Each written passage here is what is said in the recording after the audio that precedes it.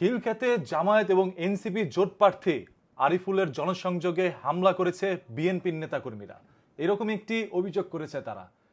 এবং একটি video social মিডিয়ার মধ্যে পাবলিক করা হয়, যে ভিডিওর মধ্যে দেখা যায় কিছু সংখ্যক কর্মী বা নেতারা হঠাৎ করে তাদের উপরে অনাকাঙ্ক্ষিতভাবে ঝাঁপিয়ে পড়ে। আমাদের সকালে গণসংযোগ প্রোগ্রাম ছিল, সেখানে এখানে বিএনপির স্থানীয় সন্ত্রাসী দিদার মোল্লার নেতৃত্বে আমার উপর হামলা হয়েছে। এই যে দেখেন, হাত রক্তাক্ত করে ফেলেছে, এই যে পিঠে মারছে। এক পর্যায়ে এনসিপি বা জামায়াত জোটের কিছু সংখ্যক মানুষ আহত হয়, তাদেরকে হসপিটালে নেওয়া হয়। তারা অভিযোগ করেছে ওইখানকার স্থানীয় বিএনপি নেতাকর্মীরাই তাদের উপরে এরকম অনাকাঙ্ক্ষিত হামলা করেছে, যে ঘটনার তীব্র নিন্দা জানিয়েছে তারা। এবং তারা বলেছে এই সকল জিনিস দেখলেই বোঝা যায় যে তারা কতটা পরিকল্পিতভাবে ফাঁদ পেতে আছে। জামায়াত এনসিপি যদি কোথাও নির্বাচনের প্রচার প্রচারণা চালাতে যায়, তাহলে তাদের উপরে তারা পরিকল্পিতভাবে এইভাবে ঝাঁপিয়ে পড়বে, তাদেরকে নির্বাচনের প্রচার প্রচারণা চালাতে দিবে না। কারণ এই আরিফুল ইসলাম খিলক্ষেতের একটি মাদ্রাসার মধ্যে গিয়ে তার নির্বাচনের প্রচার প্রচারণা চালাচ্ছিলেন।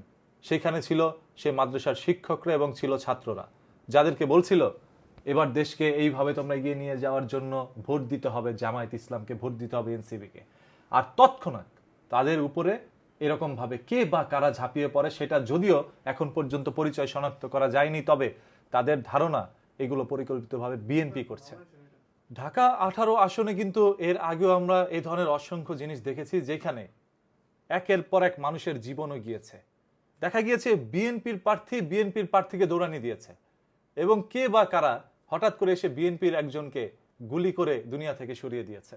এরকম ঘটনা ঢাকা 18 আসনে কিন্তু প্রায়ই ঘটে থাকে।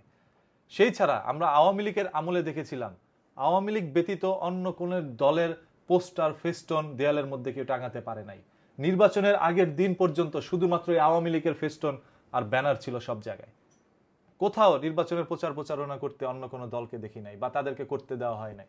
এখন যদি বাংলাদেশের মধ্যে সেই একই সিস্টেম চালু হয়, যে শুধুমাত্র একটি দল তাদের নির্বাচনের প্রচার প্রচারণা চালাবে আর অন্যকে প্রচার প্রচারণা চালাতে নিলে তাদের উপরে অনাকাঙ্ক্ষিতভাবে কে ঝাঁপিয়ে পড়বে, তাহলে আমরা এই দেশের পরিবর্তন পাইলাম কই?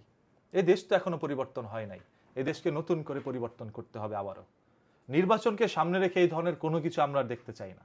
একটি সুষ্ঠু সুন্দর নির্বাচন হোক, যে নির্বাচনে মানুষ মন খুলে যার ভোট সে দিবে, যাকে খুশি তাকে দিবে, এরকম একটি পরিবেশ সৃষ্টি করুন। আদারওয়াইজ এই নির্বাচনটাও কিন্তু বানচালের ঘোষণা হঠাৎ করে আসতে পারে। যদি আপনারা এরকম কোনো ঘটনা ঘটান, এতে করে আপনাদের নিজেরও বিপদ কিন্তু ভাই। এখন অনেকে বলতে পারেন এই কাজ বিএনপির কেউ করে নাই। আমরাও তো এখন পর্যন্ত জানি না কে করছে, তবে তাদের বিরুদ্ধে এরকম অভিযোগ করেছে আরিফুল ইসলাম সহ অনেকেই।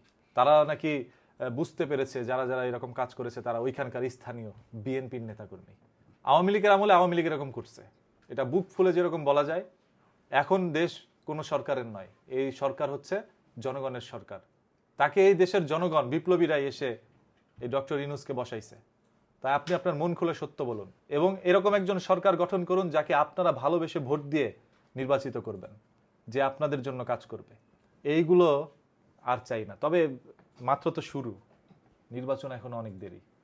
এর মধ্যে দেখেন এই দেশে কি হয়, আরো যা হবে সব সত্যটা বলে দিবেন, কাউকে ভয় পাবেন না।